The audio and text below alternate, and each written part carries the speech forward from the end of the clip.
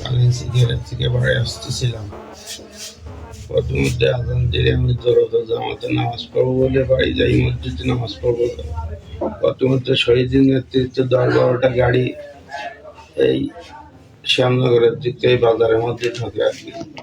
ওরা যখন বলে এই শুয়ারে বাচ্চার ধর, তখন ওই পিছনের আর গাড়িগুলো ওরা আমার ব্যাট দিয়ে শহীদের নেতৃত্বে ওর এই গুন্ডা বাহিনী আমার প্রচন্ড মারপিট করে। ওইখানে আমার বাড়ি মারে, আমার মাথা বাড়ি মারে ফাটায়।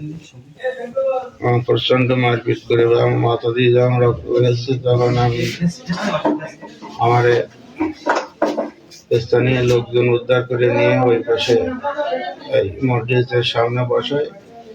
ওখান থেকে আমার প্রাইভেট করে আমি হাসপাতালে নিয়ে আসি। ওদের সাথে আমি ওদের সাথে কোনো সম্পর্ক না, ওদের দল আমি করি না। আমার গুন্ডা বাহিনী দিয়ে আমার প্রতিমধ্যে বিভিন্ন ওদের গুন্ডা বাহিনী, হ্যাঁ ওদের গুন্ডা বাহিনী বলে আমি জামাত করি এর আগেই পাওয়ার দিন আমার হুমকিতে একবার এই করে, এই জামাতে যায়, এই করে ওই করে, এইসব বিভিন্নভাবে হুমকিতে বাজারি করতেছিল মারপিট করার জন্য।